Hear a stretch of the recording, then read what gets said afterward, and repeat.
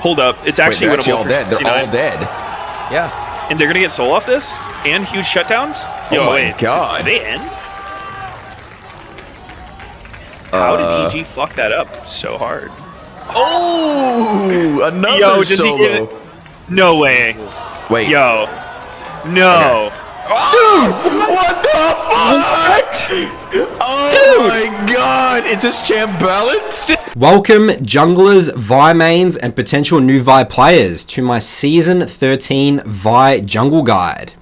Now, to make this guide, all the material in this guide, I played 35 ranked games on my Nathan Mott 4 account to collect all the examples that's going to be provided in this guide. There will be other Korean Challenger examples that I have in here, but this is mainly the meat of the guide.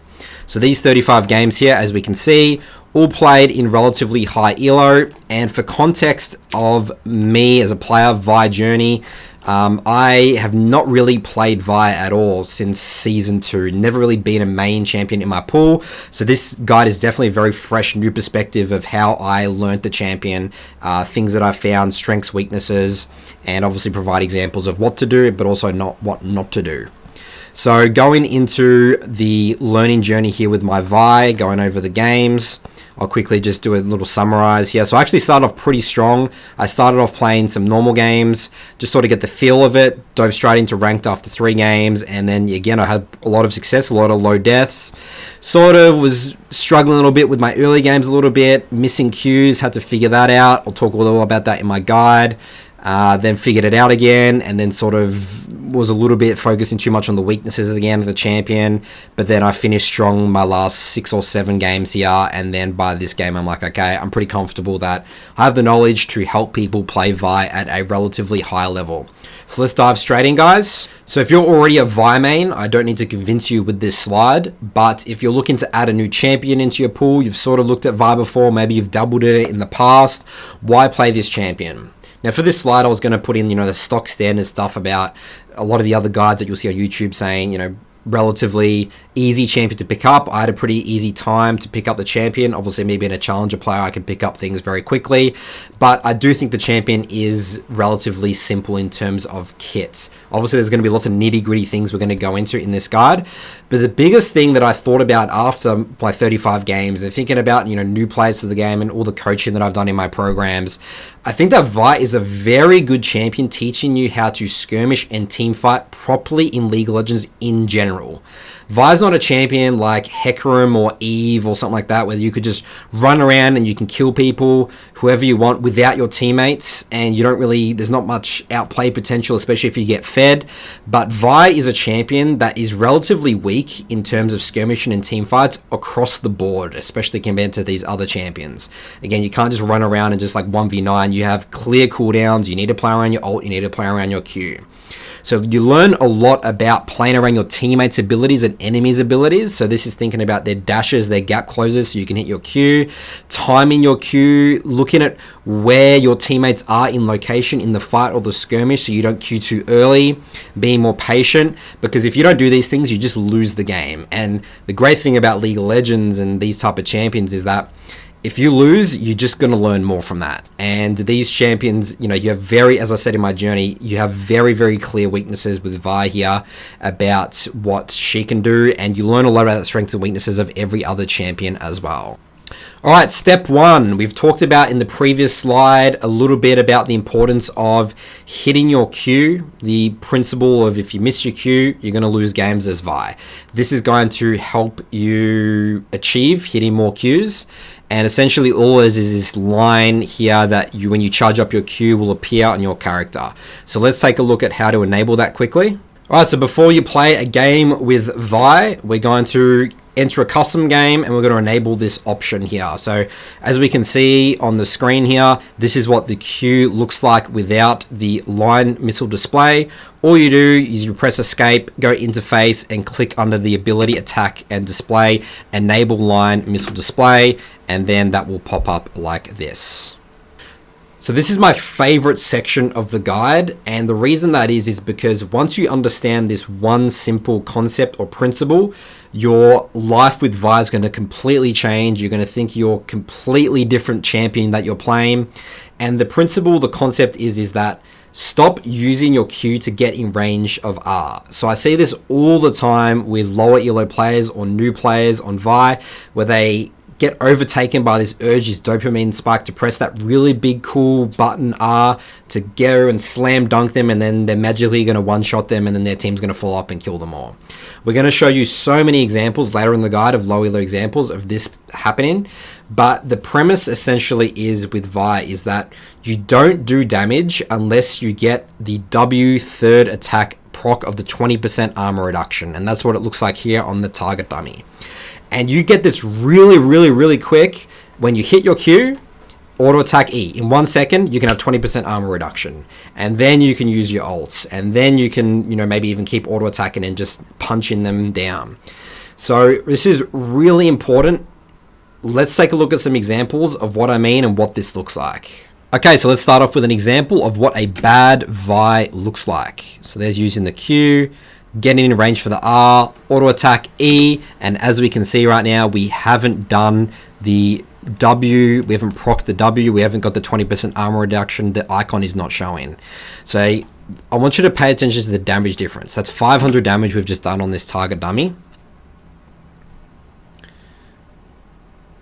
So we're going to show another example again of a bad, bam, auto attack E, 500 damage. So this is what we need to stop doing. This is the biggest pet peeve I see. Hit Q, auto attack E, proc the shield R, bam. Obviously I did a little bit more abilities in the example here, so it's not exactly 800 damage difference, but look at how quickly I proc the shield purely because I'm hitting the Q, guys. Q, auto attack E, 1 second, we've got 20% armor reduction, and then we can ult for more damage. So that's the difference, 983 damage compared to 500 damage when we hit our Q. Really big difference, guys. So we've got to be hitting our Q, otherwise we don't do damage. So I'll show a couple more examples.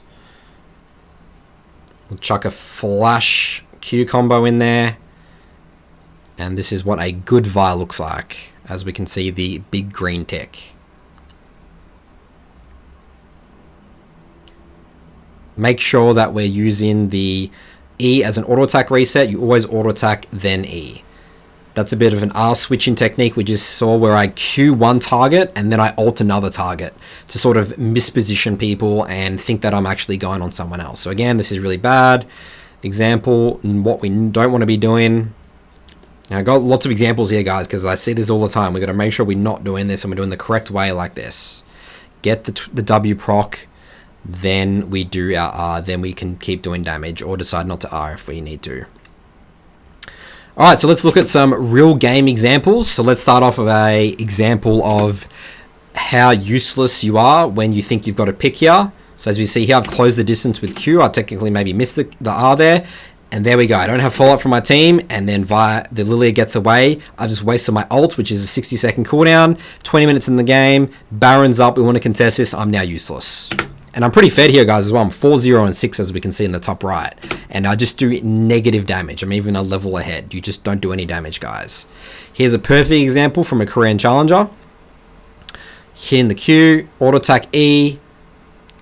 R. And then CC chains the Q, another Q, and then bam, we've got a easy kill there. So that's a really good example. So let's look at that again. If the Vi here misses the Q, Azir gets away. It's as simple as it is. And he's not going to be able to do any damage if he misses the Q.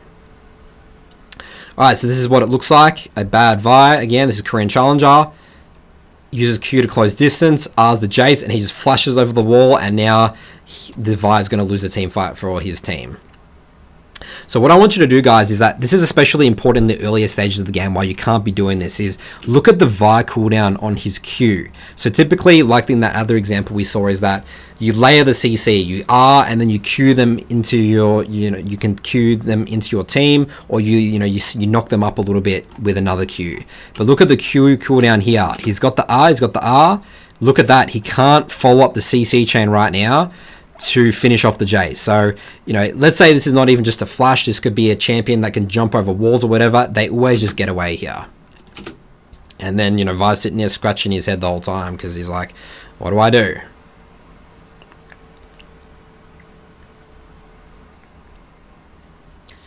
And then, as we can see, the fight is completely lost. And Jace is killing everyone. So Jace got engaged on, but he's killing everyone.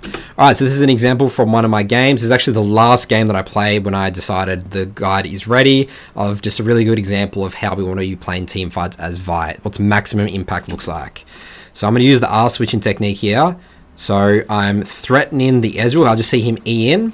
I'm going to use my flash on the Ezreal. So the enemy team's all going to think that I'm going on Ezreal right now, but I'm actually really locking down the Akali, and I buy enough time for my team, and I've done some good damage to Ezreal as well for my team to clean up. And then we win the game off this fight. So this is what I sort of call max disruption on Vi. But again, if I just simply R'd the Akali there or the Ezreal, then Akali could just come and kill all my team. Alright, here's another example. This is me just sitting there looking for a Q. Again, the mindset is I'm hitting Q first, and then I'm doing R. So I'm going on I'm pretending to go on Gangplank, instantly backing off, but my mindset right now in the fight is actually I want to go for the Katarina. So I'm channeling the Q. I know Katarina's going to come in. Bam, lock her down. Good. And again, my principle again, I didn't just smash the R button on Katarina. I charged up the Q. I hit the Q first, as we see it again. And then, because then we can get the kill. Maybe we don't do enough damage if I don't hit this Q. But then I can just layer the CC chain so she can't even move. So that's why it's so important as a CC chain. And then our team cleans up.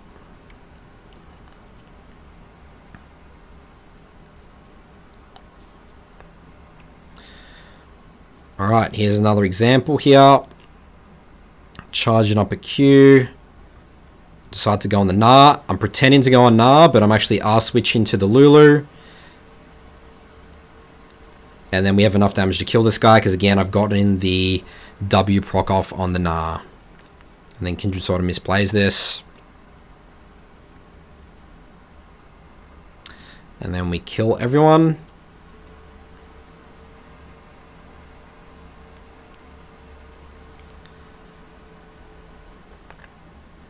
Alright, sort of looking for my window to hit the Q. Again, I'm not just R'ing. I could easily see lots of Vi's right now. They're like, the fight started, I got to panic R onto the Kindred, but I'm waiting for my time to hit Q. I have to hit Q first and then R. Alright, so again, I'm just sort of waiting for my window. Don't really see it. I'm just waiting out the Lulu ult. Not R'ing anyone, not R'ing anyone. Hold in. Decide to just turn back. And I'm scaring this. The threat of me having R scares everyone here. I'm just peeling the Twitch, and then I have R to finish off and clean up this fight. Auto attack E, and then I just kill everyone here. So, you know, this is the maximum damage that you're going to see from a Vi in this fight. I think about how much disruption I'm going.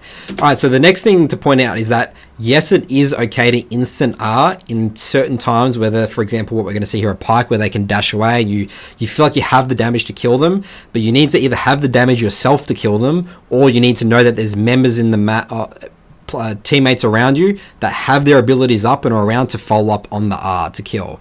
But this is not the mindset that you want to have. This is not like ideal Vi gameplay. Well, it is and it isn't, but it's more often than not, you're going to be in situations where you have to hit the Q. So that's one example, again, of when it's okay to hit, to just start with an instant R, but I do have my Q up still to do the instant Q to knock him back. So it's important to making sure that your Q cooldown's coming up as well if you are going to do that. Here's an example from a Korean Challenger VOD, and he just uses his R and then Qs to knock back Bard into his team, and that's a really good pick for his team, especially at 30 minutes in the game when death times are 40 seconds.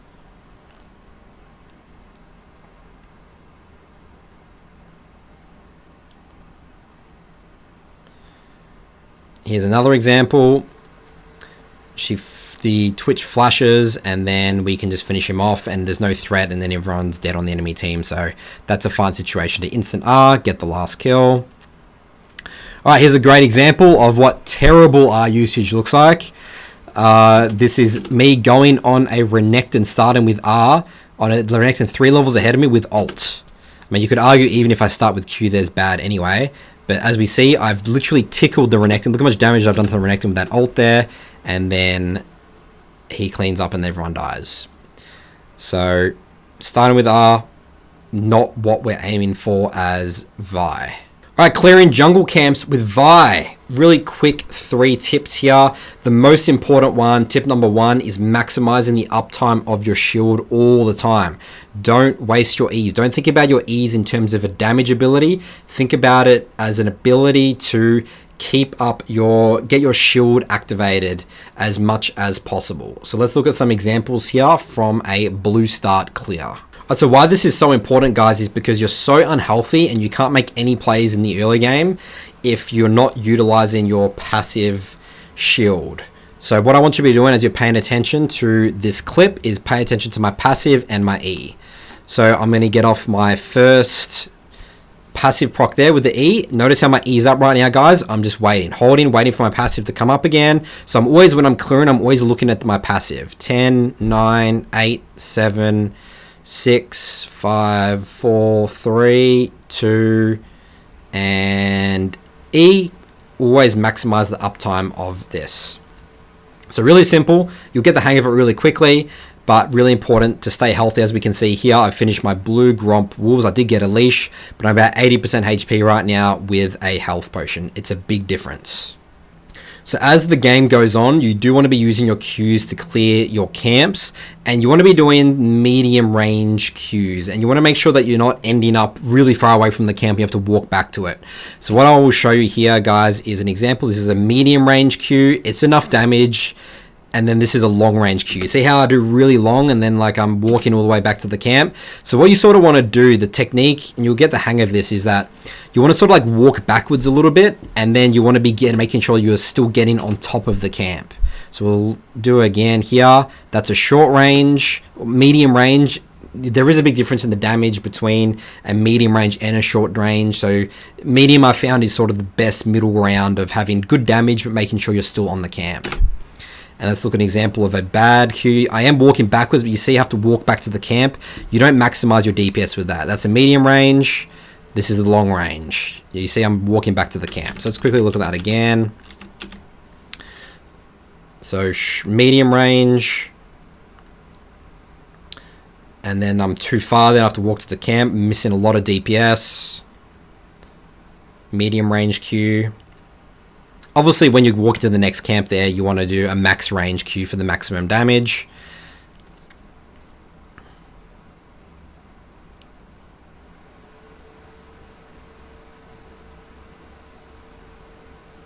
And there's the long range, and then the difference again. And for my third tip, something to note is Raptors are the hardest camp for you to take as Vi, mainly because you sort of need to hit the little ones a little bit, and Vi just wants to maintain W's and just keep punching one target to get the passive cooldown lower. And yeah, in general, just get a little bit unhealthy for it, especially with the new Season 13 changes. So let's look at a blue and a red start. This is not to say that Raptors are impossible to take, but especially when it comes to counter jungling, we want to be sort of staying away from that sort of camp until we get our Qs, you know, high cooldown, we can shorter cooldown and we can clear the camp faster. So let's take a look at a blue start clear. Alright, so this is the blue start clear that I adapted with my Vi, and basically it's just skipping Raptors. So what I'll do here is I'll do blue Gromp Wolves.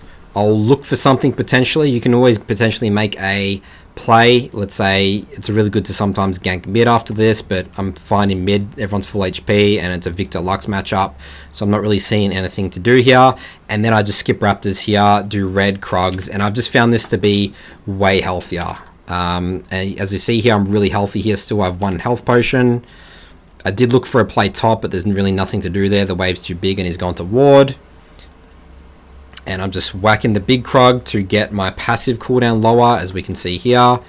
And again, I'm really healthy here still, and I have, you know, cleared by 310. Vi's a really slow full clearer. That's why you don't really want to full clear on Vi. But if I find no options, then I'll just go and finish off Raptors later here.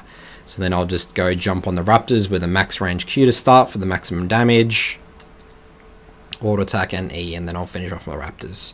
So this is what I like to do blue start, but for red start, I do red Raptors. So let's take a look at this here.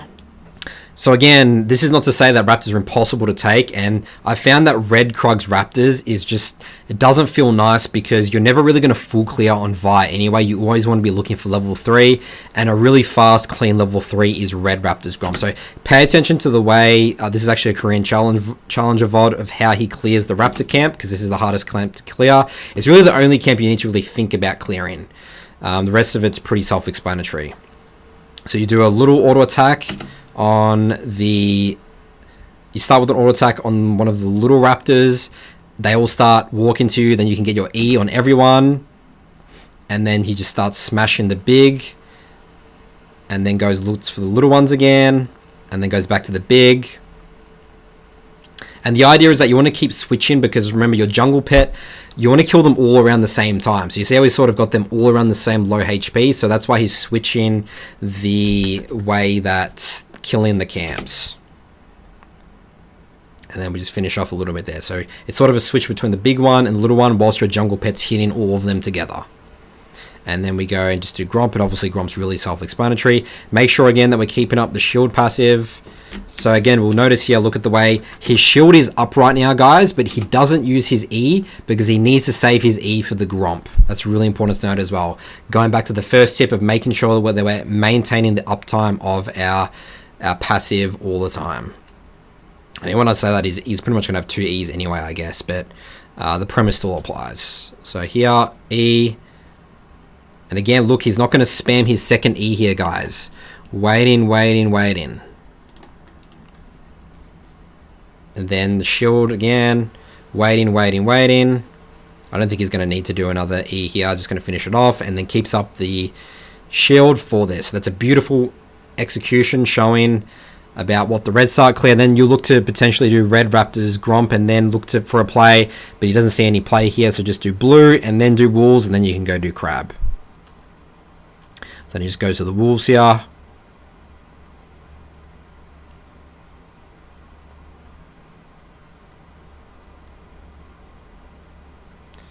And then we'll just go to the crab. Simple, and then we finish it around 310. So that's what the blue and the red start clears look like for Vi. Coming up now to the meat of the guide, Vi Q theory. This section, we're going to be covering all the details, everything you need to know into hitting more Vi Qs. We've already talked a lot about in this guide about the importance of hitting Vi Q. I can't emphasize enough. Miss Q, you lose the game. Really simple.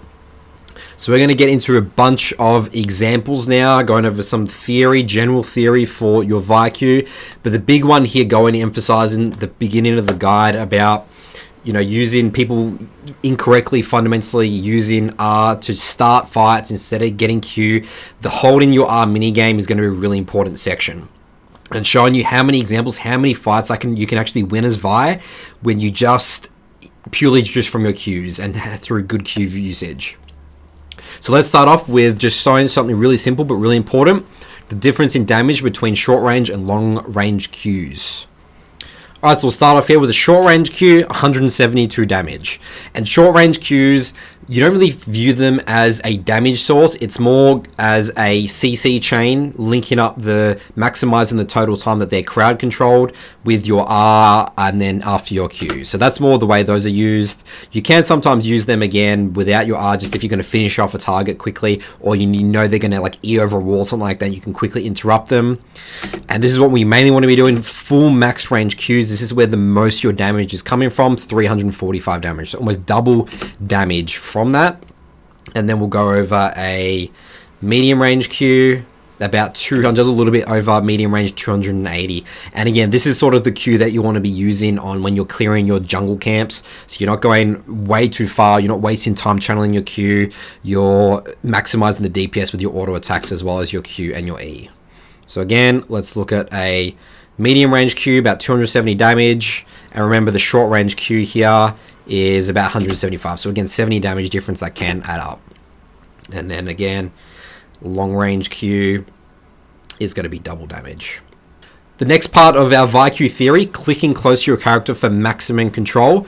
This might sound simple, but it's very, very important in terms of not being predictable where you're queuing, and if something changes in a fight, someone flashes or someone moves in a certain direction, tries to juke you, you're going to be able to hit the Q properly. So let's see, I'll show you what I mean here in the custom practice tool.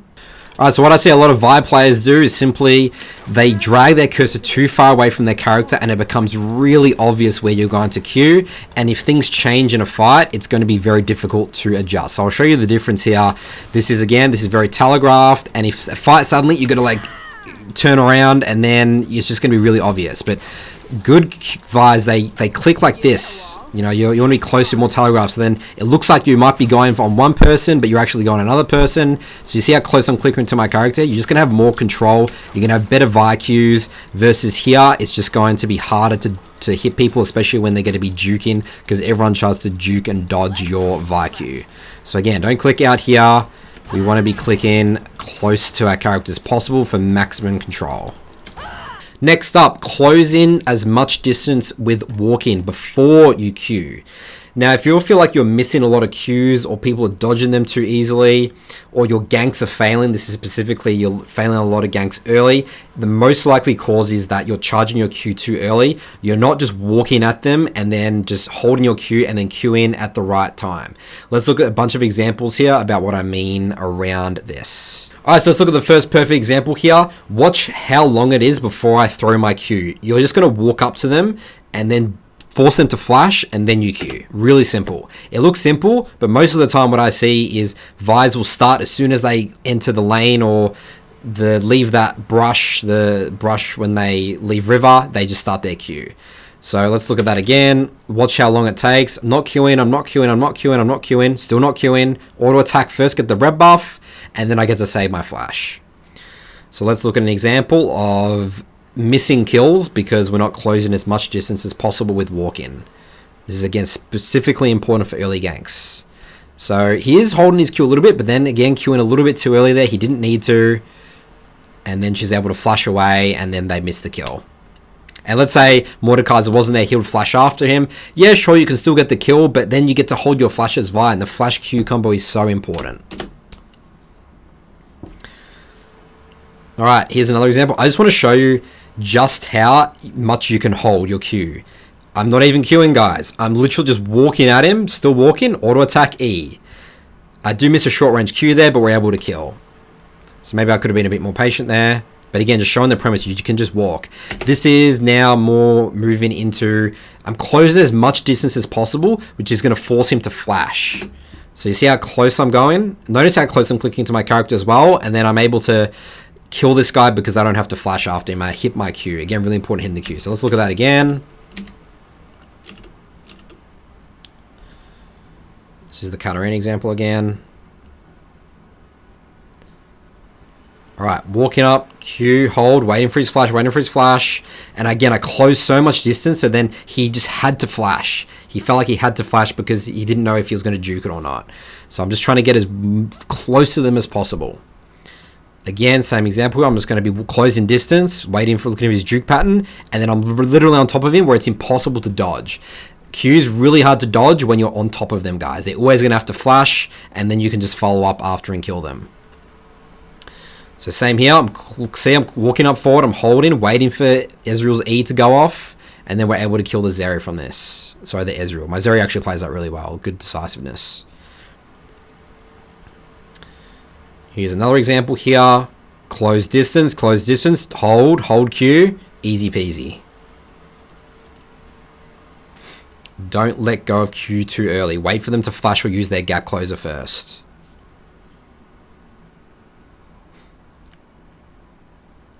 Right, I'm not queuing, guys. I'm not queuing. Closing as much distance. Going to cut her off. She W's a little bit slow there.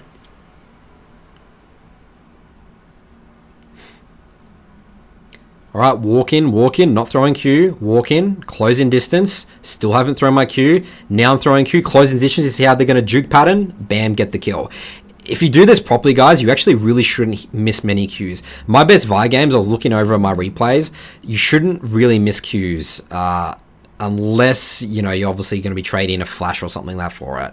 They're going to flash. This is a really good example here, guys. You see how I don't even Q, I don't even channel my Q, and look how scared the Zoe is here.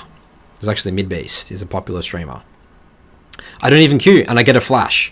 And then let's say the jungler pops up or something like that here. I still have my Q. Remember, Q's a really long cooldown in the early game here, guys. It's like, I think it's like 10, 11 seconds or something. Same principle here. They just accept, the laners just accept death because they know that if they flash, they die. Don't even need to do a long range Q. They just do a short range Q to CC chain. Holding Q, holding.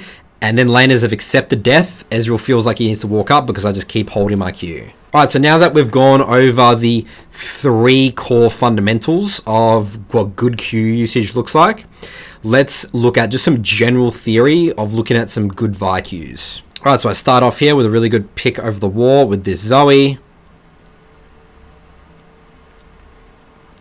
Alright, so the first one I want to talk about for this example here is watch how patient I am and how I don't rush my R. So let's again look at this example, because again, the way you think about your max range Q, because it does so much damage, you're just going to get the chunk, and notice how I just back off, and I'm waiting for my Q cooldown again. 1 second, and then I'm going to go for another round. You can sort of have the theory here is sort of small wins. Just get a chunk, then back off. The enemy team panics a lot. If you get a chunk and you're full HP still, you actually already got the advantage in the fight, and typically you can pick up more kills, clean up more kills if people are around low HP, because another situation there is I kill Zoe and then everyone runs away. But because I don't kill Zoe, they still think they can fight, and then I can stay in this fight, and then we can get way more kills. So I call that sort of a small wins mindset with the Q. But again, my mindset is I don't care about my R. It's all about Q. Get the damage off the Q first. So here's an example of just being really patient and waiting for people to be in better position. See, I'm just holding my Q, holding Q, max range, cool, max charge up, and then we get to kill the Udyr. So again, I'll show you that again. I could have easily just R Q'd now, but I'm waiting for my teammates. This is why I say that Vi is really important to play around your teammates' abilities and cooldowns, because I'm waiting for my Soraka to get my Nami to get in position, and then I'm able to Q, and then we do a perfect bubble there. If I waited a little bit longer there, maybe Nami doesn't get that bubble. So I'm just here looking for a potential Q. Didn't really see any. Not getting too aggressive here. I pretend to go on Syndra, and then I just go onto the Kai'Sa here. And that's why clicking close to your character is really important, guys, because you will juke people out and they will miss position. So watch Kai'Sa's movement here, guys. See, I'm looking to go on Syndra. I'm pretending to go on Syndra. Look. And then, I mean, I guess I have pretty long cursor range there, but then now I have short range. And then Kai'Sa thinks she's safe because she thinks that I'm just going to back off. And then I'm suddenly on her. And that's where the clicking close to your character is really important, because you get to change direction easily and trick them about where you're going. That's again what's going to help you hit more Vi Qs, because you're playing with the enemy team's movement. Alright, so I look for a Q there, but then I realize that's probably a bit of a bad Q. I need to wait for them to trade a little bit, so I'm just waiting for my Q. Don't go in on ganks unless you have Q, guys. If you mess up your Q cooldown, either back off from the gank or just wait. Patience, close in distance, and then I just do a nice flash Q there.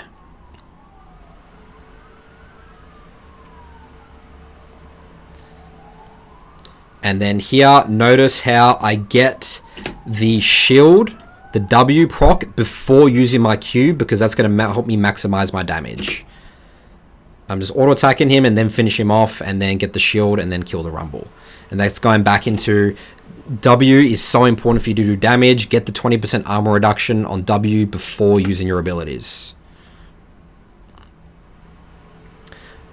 Alright, this is a nice, really clean one on Zed. This is just holding your R, just being really patient, guys. Let's look at that again. So I start with Q. Again, always hit your Q, guys. I don't R instantly. I'm just waiting for him to W away, and then cool.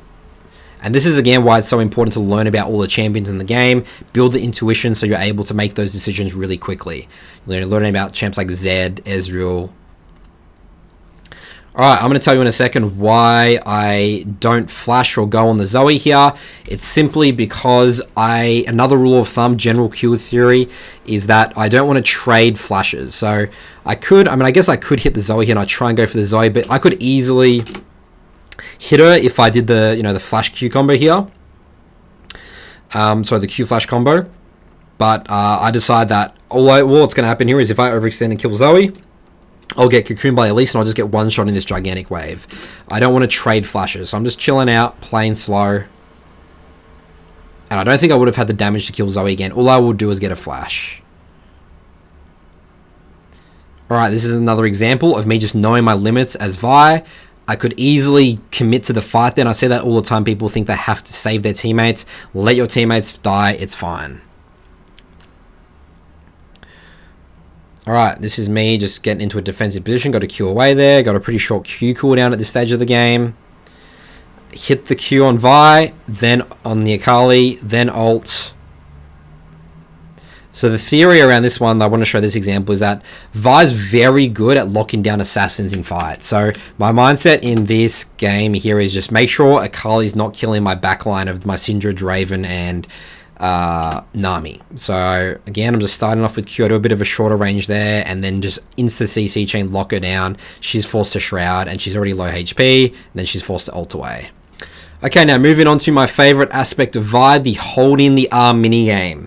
And this is how you learn Vi and you get really good at Vi and learn to land your Qs. Think of it as a minigame of I'm going to try and win this game or play this fight or skirmish without having to use my R. And this is going to help you identify the situations where, sometimes you do need to start with R, you get a really good pick, but the situations where I can just kill people straight up with all my Q damage and my combo with the Q auto attack E, and then I can potentially use my R after. So this is not going to say never use your R, but think of it as a mini game. Let's look at what I'm talking about here in the examples. All right, first situation here, we've got a Kayn. I know that I can't save my Diana there.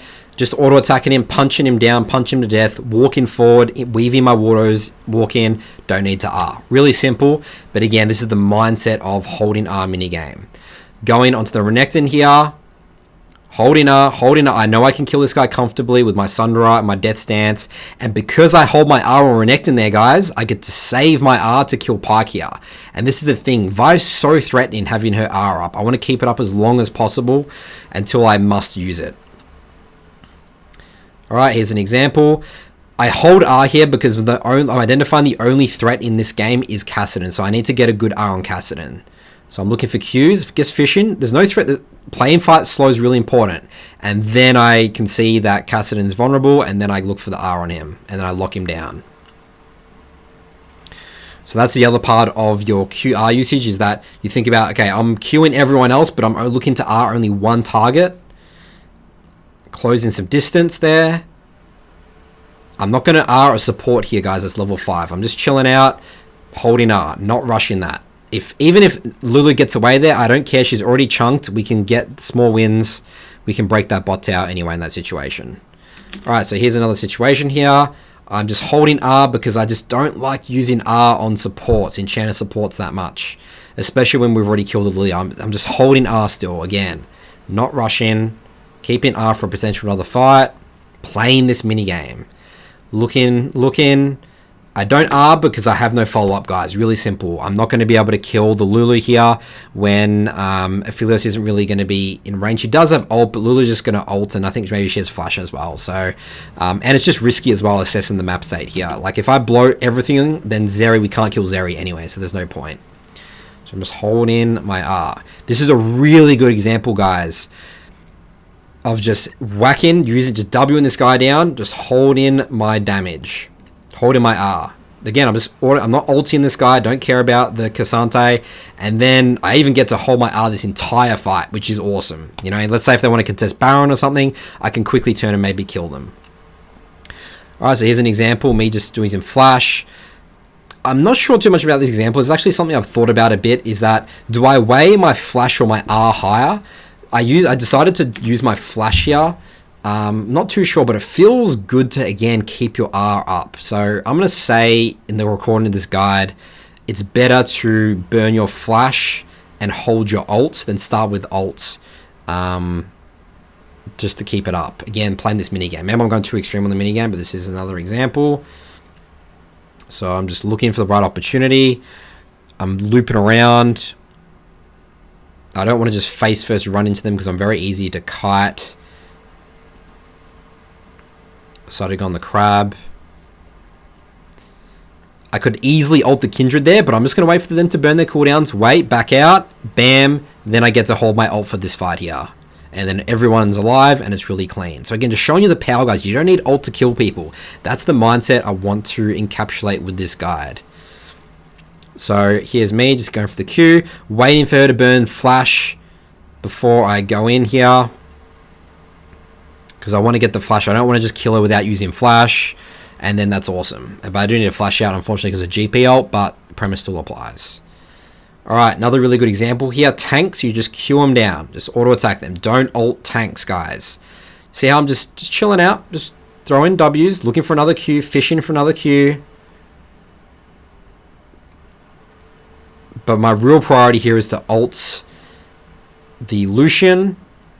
And then, bam, we get to kill him, and we get to kill the Lucian here as well. You just do so much damage if you hit your Qs, guys. Go to hit your Qs. Miss a short range Q there. Alright, here's an example. This Kiana is relatively strong. She's level 9, but I feel confident here. Just get the chunk. Again, the small wins mindset with Q. I can kill her without R. Don't need to R. I get to hold my R. Great. Ready for the Rift Herald fight. And this is a specific thing against Echo. Don't instantly ult Echo. Wait for him to ult first, and then I R him. I probably didn't even need to R in that situation, to be honest. Next, for the Vi Q theory. This is the R switching technique. Now, I've already mentioned this. We've seen some examples at the beginning of the guide. I like to do this a lot in my team fighting to throw off the enemy team, maximize my disruption and damage as Vi. But again, it all comes down to starting with that Q. So let's take a look. Okay, first one here, pretty fair. Got Sundra and Death Stance, 7 and 2. Q Twitch, but I'm really going for Kane. And the cool thing about your R is does damage as well. So you see that R right there, I just knocked Twitch and killed him right there. So that's a cool way you can use the R switch. You can use it to finish off style on people that are low HP around you and go for another target.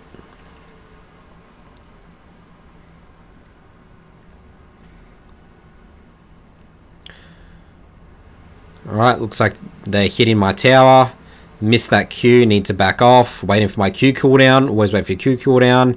Chain CC. I'm going on the Kane, but I'm really going on the Twitch.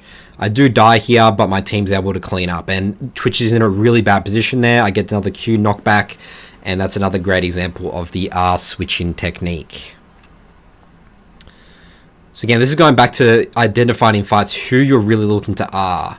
So I'm never going to R a tank Sion here. I'm just on him, and then I'm just pretending to go on Sion. The enemy team walks up, and then we're able to get Lulu's flash. I think they walk up here again. I'm not sure what the enemy team's doing here. I'll just Q on their heads and we just kill them here.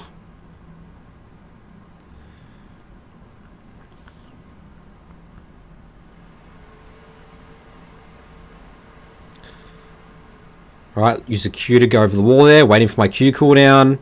Waiting for Victor to get into a position where I can knock him back into my team. Wait for him to walk a little bit further. That's a little Q trick, and then I go on the Kindred there, and I actually knock Victor out of the Kindred R there using my R. So that's why the R switching technique is really good to, you know, disrupt the fight. Alright, looking to Q, just peeling back with my team. This is again why it's so important to know where your team is. If I Q'd in there 1v3, they just burst me down. So I'm just, should I R here? So yeah, I'm pretending to go on Renekton, as we can see here. Just going Renekton, peeling back with my team, playing around my team slowly, and then I'm just gonna Janna, and then I knock her back into my team. The enemy team always miss positions when you Q into another target. They always forget about your R. Alright, trying to get this fight, just queuing in. I do have flash. Can do the good old Q flash. Going on the Kiana and then switch into the Soraka that mispositions because she thinks I'm going for Kiana. And then saving my Q for the Nah. And I think we kill everyone here.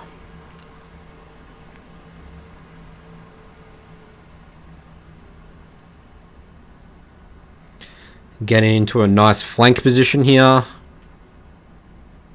Charging up a Q. Going on Ari. Not going to insta-ult her. I don't have the damage in the follow-up, remember? Get the small win. Get the Ari ult. This is why it's so important to know where your teammates are And then I'm looking to R the Kalista. Look how far away that R was, guys. Do you think Kalista expected that? Absolutely not. They think I'm just going for the RE. Once you get the chunk, you can go on someone else. And then we completely ace them here.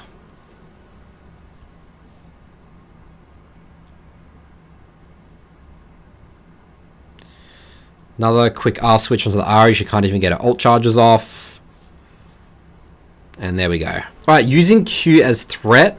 Now this is more of a mid to late game thing where your Q's on a short enough cooldown where it doesn't matter if you don't throw the Q off. You're still going to be threatening to the enemy team. So let's look at some examples here. And really the premise of this is that you're scaring off the enemy team. You're sort of like peeling the enemy team by pretending to Q, but you're not actually overextending yourself to put yourself in a position. So notice how I'm just Qing to scare off the Vayne. I have no intention of actually going in the Vayne. I'm in a very vulnerable position here. I just want to sort of just help my team get out because they're all respawning. Again, channeling a Q.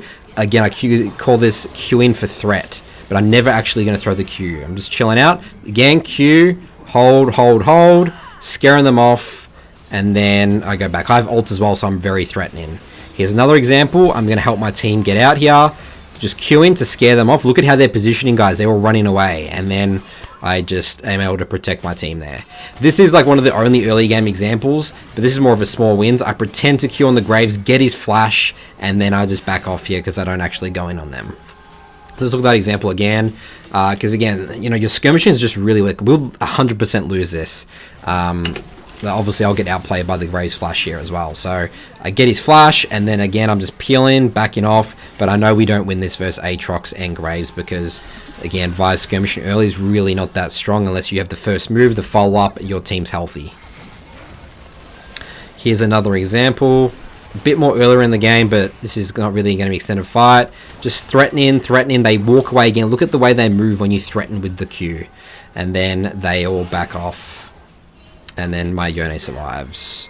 Here's another example. I'm threatening. They use some abilities. Threatening. They don't able to get the free hits on the tower. And then we're able to come in here and then we clean up.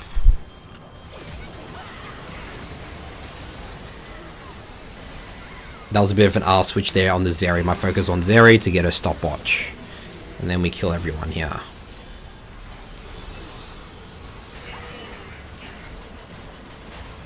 And lastly, for Vi Q theory, what bad Vi Qs look like. And this is basically a montage of all those losses you saw in my match history at the beginning of the guide with my 35 games. This is how you lose games as Vi. Alright, so first one here, this fight looks really good. I'm 3-1, my team's 8-4. And there we go. I just use my Q too early. And then I would get killed here because Vi's useless if you don't hit your Q. So let's look at that again. Look how easy this would have been. And this is the thing when you charge Q too early. I charged Q too early, was panicking, thought it was going to expire. And then I miss it all completely. And then bam, throw the game right there. It's now 6-8 and I've got 2 deaths. So really simple, guys. This here, I'm just not thinking about Syndra's flash, waste my flash, go in. And this is another rule of thumb I always talk about.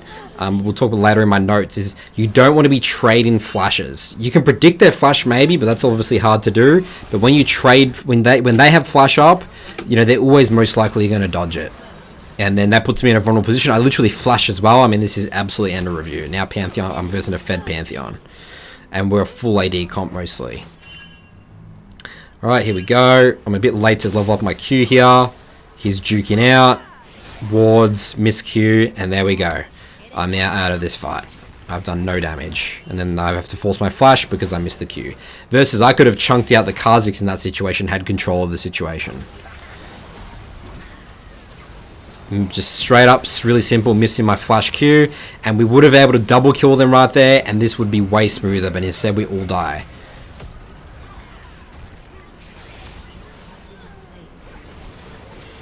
And it's just as simple as that, guys. That's how you lose games. Let's look at that one again, because that's a really good example here.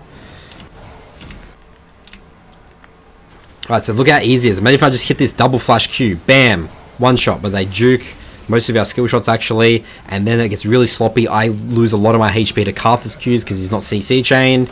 And then that makes me die, and then we lose this literally 2 versus 4, basically. 3 versus 4.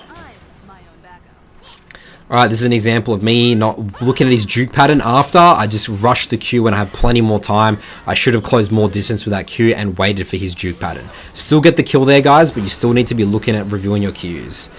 This is an example of playing against Janna. Janna's actually really annoying as Vi, one of the hard counters. And we basically lose the game there. Because, again, I missed the Q. Do I play the rest of this clip out? We actually get completely killed by Rammus there. Because he counters because I have no Q.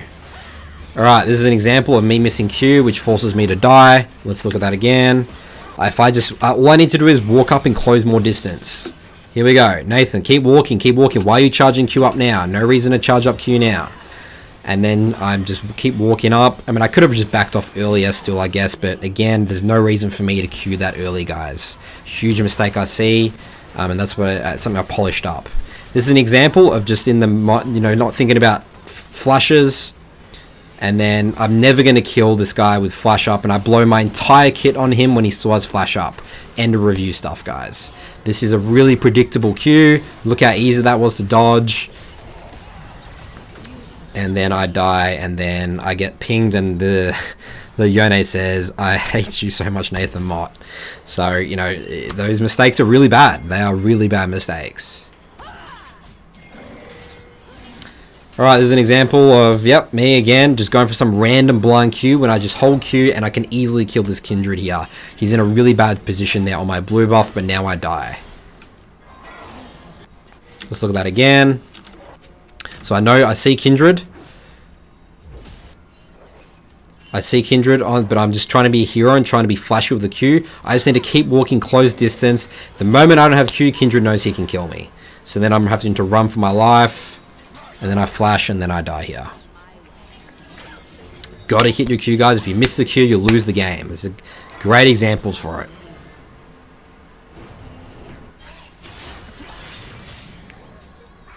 Alright, here's an example of just how weak you are as Vi when you miss your Q. Miss Q.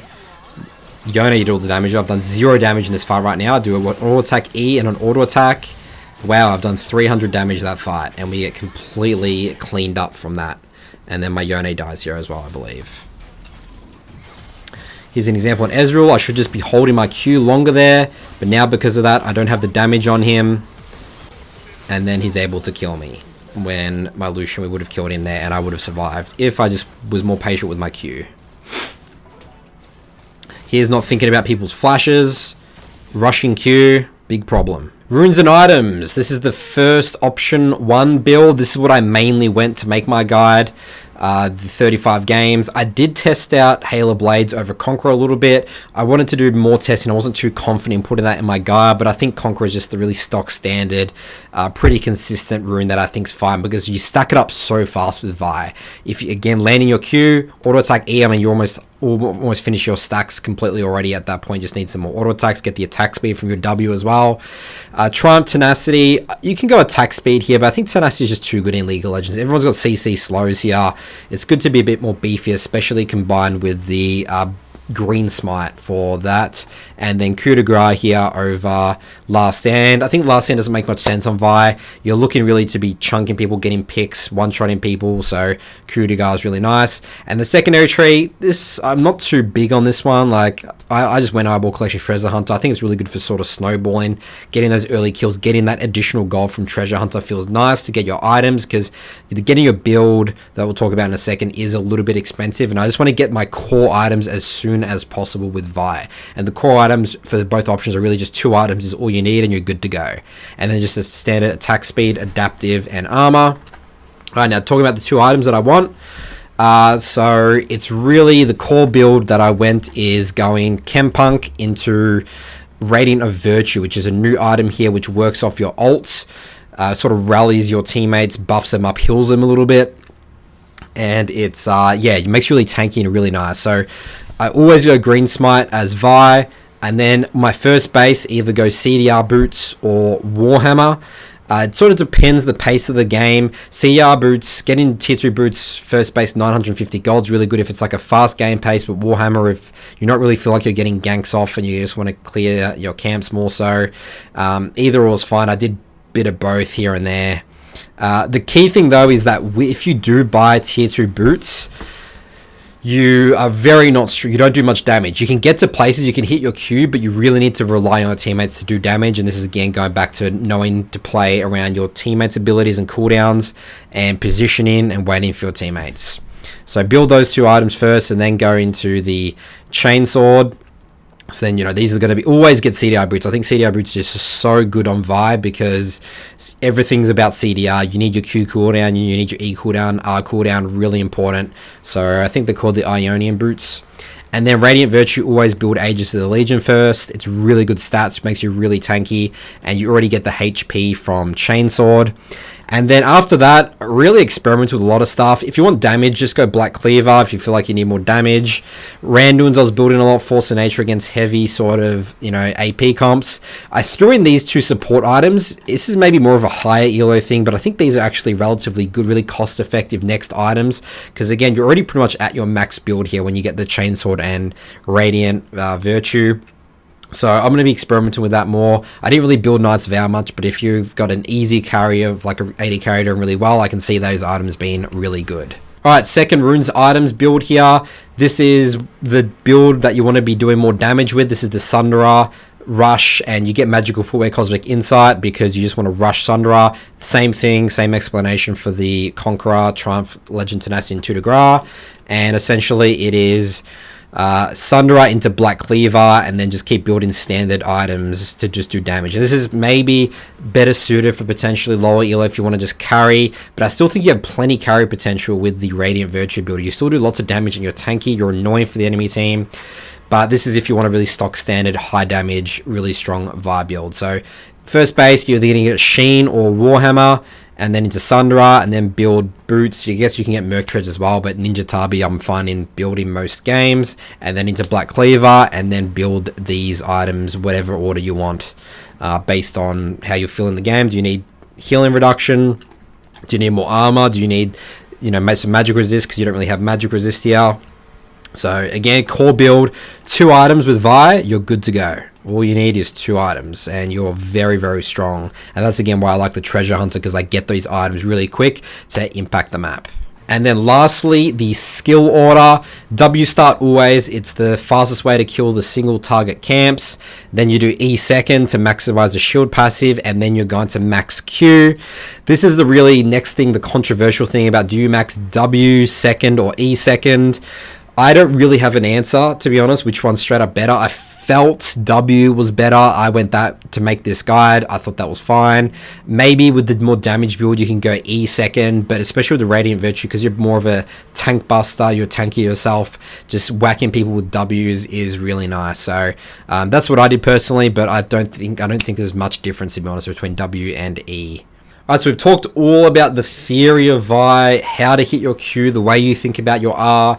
We're going to be looking at common low elo Vi mistakes, silver, gold, and platinum, and this is basically really everything we've covered in the guide, but I just want to show you the reality of the Vi players in these elo range brackets, how they're misusing their kit, misplaying fights. So you're going to see everything in here. Obviously the most important one, the narrative that I talked about at the beginning, they're using their Q to get in range to R, they're doing no damage, they have no follow-up, they're not thinking about their teammates, where they are, the enemy team's abilities, poor target selection in fights, not using Q to threaten backline. They're just letting the 80 carries and mages do whatever they want. They're engaging too quickly. They're not sitting there using their Q as threat that we talked about in the Vi Q theory of just sitting there channeling your Q, pretending to go in but not actually going in. Smashing their E button, just not getting enough DPS. They're just queuing in and just smashing their E as much as possible and not doing the auto attack reset into E. Not keeping up passive during jungle clear. Playing fights too fast, again going back to poor target selection and not using the Q to threaten. You're just going too fast in fights. You're just queuing the first thing you see versus really thinking about who am I focused, who's my priority in these fights. Failing flash Q combos and forcing ganks level 3 when you should just full clear just because you're level 3 Vi and you do want to do things, but sometimes it's just not possible. And I see this all the time. People force crabs and ganks that are just low percentage or bad matchups. So full clearing is fine. It is slow as Vi, but sometimes it's actually fine to full clear. That's just, you're gonna have no other options. Anything else you do is coin flip, it's gonna waste your time. And then just some using R on tanks. So let's look at these examples. All right, so our first one here is Silver 1 in the NA server. So first clip here, you're going to notice he's focusing the Nasus and not putting any threat on the backline, so Kindred and Ashe can freely hit. So let's look at that again, guys, and pay attention to thinking about this state of the map right now. Enemy team's clearly all walking in here, but he's very tunnel visioned on the Nasus hitting, and then they're freely able to walk up, and then Vel'Koz, Ashe, everyone's just free hitting when he should just be standing here threatening Qs. Could even maybe pick off potentially the Vel'Koz as well, but let your team finish off the Nasus, or you can just R switch, use the R switch technique much sooner. Here's an example of just missing the Q, goes in the pit as useless, uses his R, 0 follow-up. And he's not thinking about playing these fights sort of slow, playing with the Ezreal and Senna. I'll be playing this fight front to back more so. Let's just go back here. And yeah, I mean, obviously this looks like he's going for the steal there. But we need to be playing with our Senna and Ezreal damage. And as you can see, the fight's actually relatively even here. We've got a fed Vladimir as well. So yeah, just sort of just demonstration of him just doing nothing in that fight. Here's an example using ult everything on the Nasus. Again, the same game, and Ashe and Vel'Koz are just freely hitting, and they get completely ace. So just don't ult tanks and front lines, guys. It's so much better to R switch here. So let's look at this again. So look at these two guys the whole time, and look at the way the Silver Vi plays. Queuing in onto the Nasus, ults the Nasus, and Ashe and Vel'Koz just having a blast.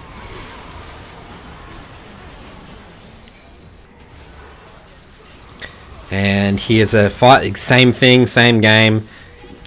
Does the Q, no damage on the Nasus. And then the enemy team's going to be able to clean up completely here. And even as a short range on the Nasus, you know, you're going to need the damage at least from a fully charged Q. Alright, next one here is Gold 4 on the North American server. Pay attention to his passive and his E. Uses the E right now. His passive shields up, not using the uptime, wasting, losing lots of HP. Next situation here is forcing a level 3 gank on a full HP Darius with all summoners up with a massive minion wave. He does realize, looks like, that it is really bad gank, and he's just not getting level 4 from the Gromp when he just wasted all this time. Now he's waiting for this crab, and he's level 3. He could be easily level 4 right now, and then going for the crab. So again, the mindset the Vi players have, they have to do things level 3, but he has no options this game. There's nothing for him to do.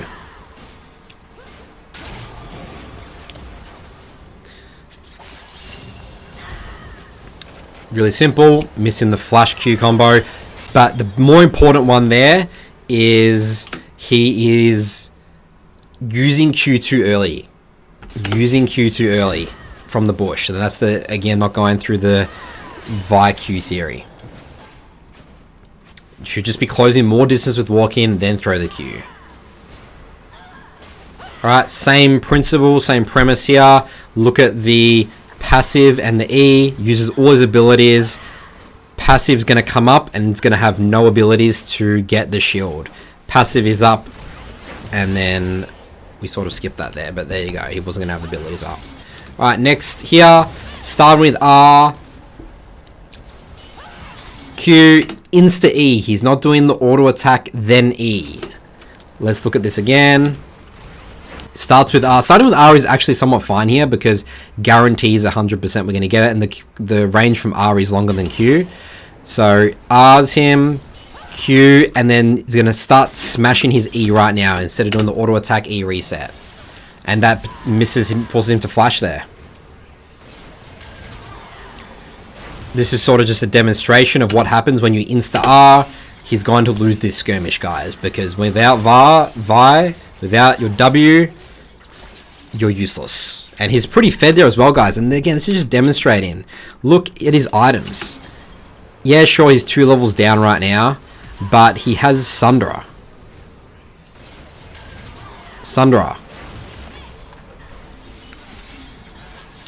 and still losing. And that's because he's starting with R, he obviously doesn't have the Q, and he's not waiting for W proc to go off before using the R for maximized damage.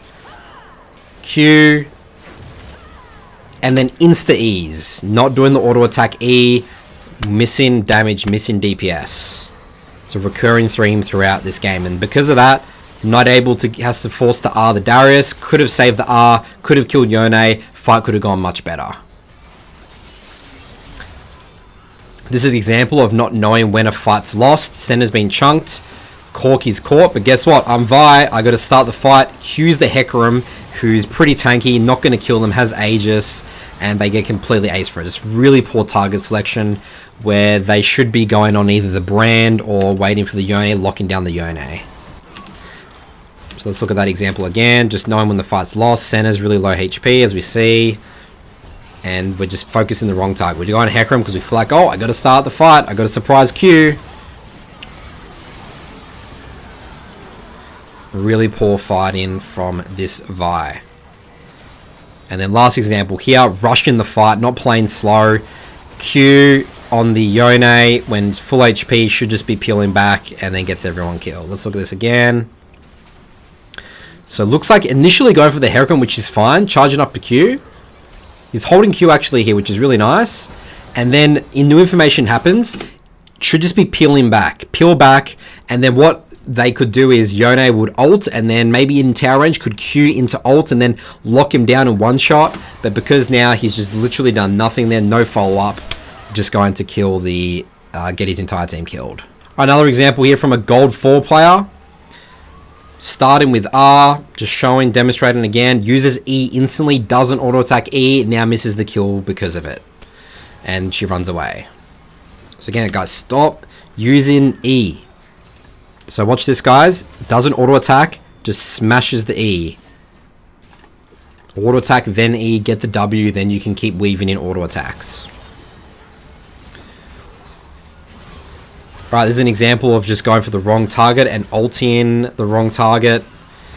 You've missed it on the screen, but they just did ulti the Amumu right there. So let's look at that again. Akali, remember he said assassins are really, really good to be locking down as Vi.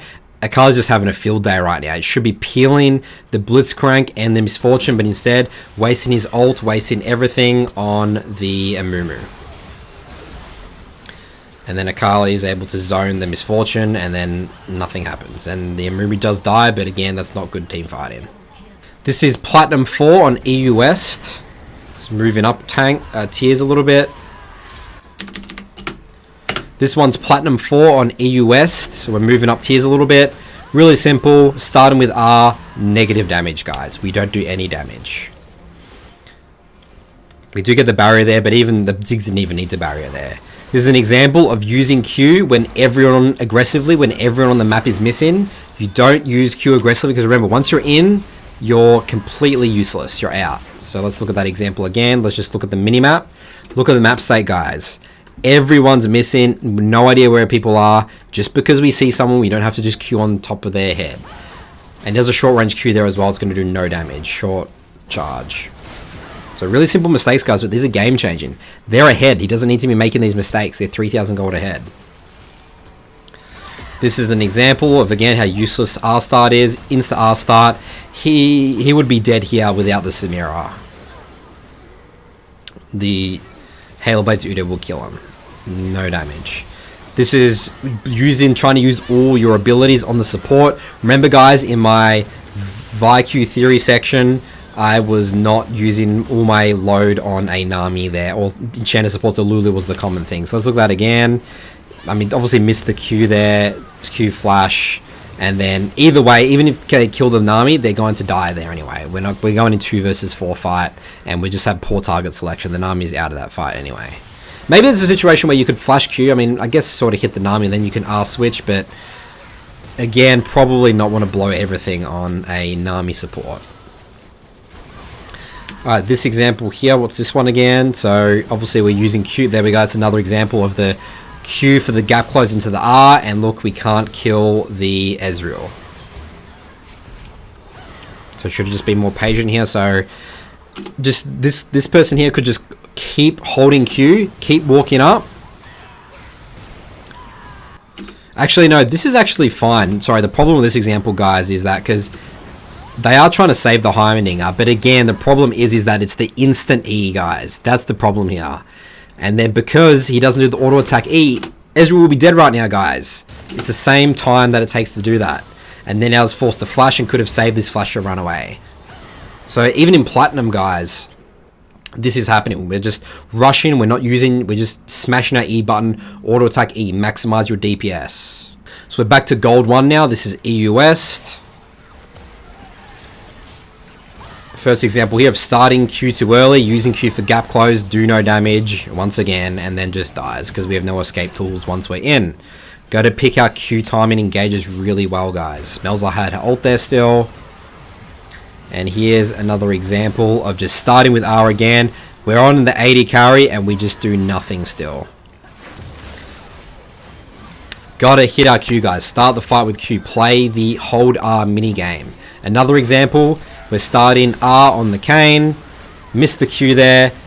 But believe it or not, guys, Kayn is going to kill the Vi and escape because we're not waiting for our team there to follow up for that R. That R might be fine, but there's just no team to follow up. We're just insta-R in. And to finish off, we've got a Platinum 2 example here. Go back to the start. Miss the Q. And then we ult the Zillion and it's just going to flash out. If you're using your ult and they're not dying, especially your first or second ult, that's a problem. That's a huge review mistake. And again, it all comes down to missing the Q. If he got this Q right now, then he would flash, then he could follow the flash. And he'll be doing more damage as well. But obviously, because we can't, then the Zillion is just going to get away. So these are just the end of review moments, guys. It's as simple as that, as Vi. I would have just held my R there if you missed the first Q. That's the thing. Alright, here's an example of not thinking about... This is where you learn about abilities, guys. Not thinking about Zillion ult, nothing. Uses his entire kit on the Z and then just dies to the Sylas. So, really simple mistakes, guys. But again, we're fundamentally misusing this kit and it's happening from Silver. I mean, that's a Platinum 2 VOD we just looked there, guys. So, you know, let's think about our team abilities, enemy team abilities. You know, if we don't, we're going to learn from these situations. And again, this is why I think Vi is so good at teaching you how to fight properly, because it's so unforgiving when you miss Q and you use ult incorrectly. So I want to give you guys quickly some options, just showing you other things you can be doing in the early game rather than getting level 3. You can level 2 gank as Vi. Here's a Korean challenger example. I believe this is Tarzan, pro player, and identifying really simple, it's high percentage. Gwen has no flash. It's Fiora Gwen, pretty important matchup, and obviously Gwen doesn't have E as well. She doesn't start with E level 1. Does red buff, runs straight here.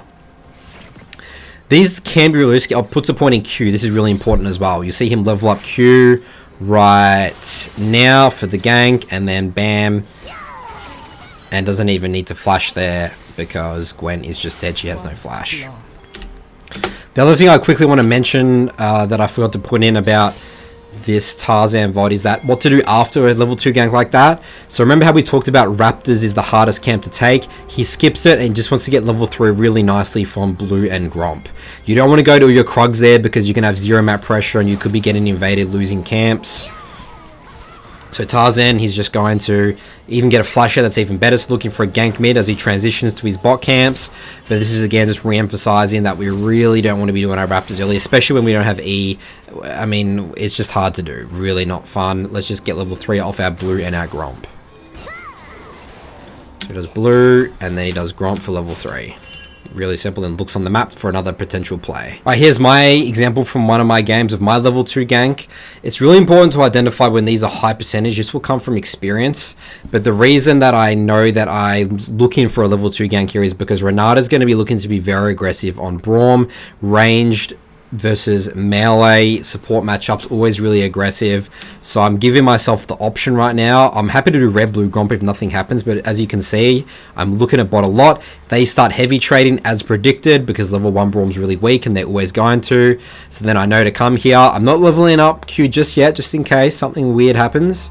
and I have to go back to my camps and use my E, and then bam, I walk up here, using the Vi theory right now, walking up, closing as much distance as possible, then Ezreal's forced to flash, and then my AD carry gets the kill. Great stuff. So these are risky. I only recommend these for more experienced players because you don't want to level 2 gank and then fall really far behind. So you might be asking a question, is Vi good at invading level 3? I'm going to show an example of a game that was successful invade, but I looked through all my games and I invaded like 3 of the 35 games level 3 like this. So I genuinely think it's not that good to be killing people, but I just want to throw it in there as an option, especially against weak early junglers like Udyr that want a full clear. So all I do is I know right now, jungle tracking, that Udyr has got a leash bot right now because Ornn started in lane and the enemy bot lane's late. So I do wolves and then I do red, and that times me perfectly to meet the Udyr on his top camps. So I'm just coming up here, and then I'm looking for the Udyr, hit my Q, push him off this, and then play really slow. Really good job by my Aatrox there. I think I just play this pretty slow. Yeah, just go get my Gromp. I mean, Udyr can't contest me at all. I ping the Ornn TP because he's going to TP back to lane. So I'm a little bit scared of my Gromp here because Ornn could obviously contest it. There's Udyr. He could be spam pinging right now. Ornn, come help me, come help me. So that's why I back off. And Ornn actually did look at the minimap. He actually did try and help a little bit. And then I think I'm looking to... I know Udyr can't help this at all. So this guy's just going to die for his wave. Okay, Udyr's looking to help again. I just back off because I know I can't kill him with a Q. No point. So yeah, so invades are a bit iffy. They're a bit iffy. They're not really that consistent. You can do it. It's an option, but I'm going to caution to say don't really do that. Just keep it simple. Do the blue and the red side clears. Look for plays level 3 on lanes. And, you know, if you can track the jungler, you can do this sort of stuff. Have a crack at it. But, again, don't really recommend. Alright, so in terms of winning games, guys, Vi is very, very, very good at lane ganking. I have a bunch of examples. I did this multiple times. I'm only going to put in examples for about 5 good ones. But if you just start in the brush, you're going to kill people, guys. Just bait out people, easy to kill. And that's a really good example here. Top lane just seemed to happen. I always happen top. Really big wave. I'm protecting here. If you want to know the theory around this, go watch my Rek'Sai guide. This would be gank theory number 1. Looking for a dive. 2 and 2 as well to help them get the wave in. Again, just sitting in bushes. It's honestly even better to lane gank rather than do river ganks, because you can just close so much distance through the lane, guys, and really good counter gank champion, like insanely good, because you always get the first move, surprise them, get the shield off, you're really tanky, really strong. Here's another example of top lane. He's trying to like hold the wave or something. I think he's obviously baiting for his jungler there. And then again, that flash Q, the Q flash combo is just so effective in those situations. That's why it's so good as well. And then I finish off this wave. So here's one bot lane example. I couldn't find others, but I remember I did do a couple of others. Just waiting patiently, waiting patiently. I start with R here because I don't have time to Q, and then just do the combo. Easy peasy, we have the damage to kill him there. So I just want to show you guys, lane ganking. If you're struggling in games to gank through river, try out lane ganks. And make sure you have sweepers, so you're sweeping the brushes, especially bot lane. Sweeping the brushes here so you know whether you're getting seen by wards or not. To finish off my guide, I thought I'll just share with you my notes that I was compiling as I was going through my learning journey with Vi. These are just some really rough jotting, things I noticed, things I want to be doing, don't want to be doing with Vi. So I'll just run through these. It's not ideal to get just a flash or your flash for us, especially early game. If you're trading flashes early game, you're putting yourself in a very vulnerable position. But a Vi without flash or R is really weak, guys. You're really, really weak in skirmishes. You don't have much threat on the enemy team, especially when you're versing good players who know when you don't have flash or R up. Identify the games where you don't have good follow-up on your Q and R. So that's talking about games where you have really weak-ish laners that aren't really good in those skirmishes while with you. Like, let's say I have an Ezreal center and a Syndra mid. I can't just run in and, you know, go for someone and I'm not going to have no follow-up. They want to play really slow. They want to poke. So Vi can ruin games not identifying when to play slow. Always have in mind 1 to 2 targets before you fight. This is so important. You can't go into fights randomly reacting to things. You have to be anticipating. I always talk about in my content, League is an anticipation game more than reaction game. You just don't have the muscle memory, and it's just impossible for us to adapt that quickly. You're just going to start using your Q and your ult on tanks and stuff. So ask who is the highest threat. These are 80 carries usually, champs like Twitch, that are mobile and stuff. Do I need to peel or engage? This is going back to here. Do I need to peel more with my Q? There's many examples we had in this guide. For example, that Cassante one that I was just queuing, just peeling, just disrupting him, not letting him get on my backline while my team was just chopping him down, and I saved my ult for later in the fight. Vi is good at denying enemy team options, threatening with engage. So good Vi gameplay doesn't necessarily look like, really fancy high kills. You'll notice when I was going through OPGG, I didn't really have crazy high kill scores or anything. It's more about just being a presence and slowly getting advantages elsewhere through dragons and heralds and letting your laners get good bases off. So I find Vi is actually a really good suppression champion, like not giving the enemy team options. Farm. This is not to say you're a farming jungler, but don't ridiculously fall behind in CS, forcing low percentage plays. Take high percentage plays, hit your camps, don't fall behind. I know that I said Raptors are hard to do, but you're still going to be doing your Raptors, guys, okay? This is a really helpful mantra for me. You only need 2 to 3 good fights to win a game. You don't need to be trying to go on every Q and everything. Only take the really clean high percentage plays. Again, look for those really good ults. Be patient with your ults, your Q. Early game kills don't matter if you're dying in the mid game. So many games, some of my games where I had really good early games, I was 3-0 or whatever. I just do really basic stuff in the mid game, and you just get completely outscaled and useless as Vi if you're screwing up the mid game. Vi doesn't always have to engage first. Tracking flashes is critical to taking my Vi gameplay to the next level. This is something I can get really lazy on sometimes, and if you don't know, there's such a big difference between knowing someone has a flash and doesn't. Really good habit to get into, really thinking about flashes and collecting as much information as possible around the map to know when people are flashing or not. Paying attention on the little mini map to see when that character just, jumps. They've burned flash. Very good at locking down assassins, Zed, Katarina, Kali, Kiana. These are the type of champions I would be really thinking about peeling, disrupting their flow in a team fight. Vi's really good at doing. Against heavy tanks, need to go Sundra build. This was a game where I went the Radiant Virtue build and I just did no damage. You sometimes need to just go Black Cleaver Sundra. You need to be doing damage because let's say you've got an Ornn top and a Galio mid. You can't have 3 tanks. I need to be doing damage. So those games are really important to identify. So that's against heavy tank teams and also when you have lots of tanks on your team. And yeah, you never want to be using flash defensively. Big mistake. Sometimes obviously you will be, but in general, if this is happening a lot, there's probably something wrong with your way you're viewing Q. Go back to the Q theory section. You're using it too carelessly. You're using it too early.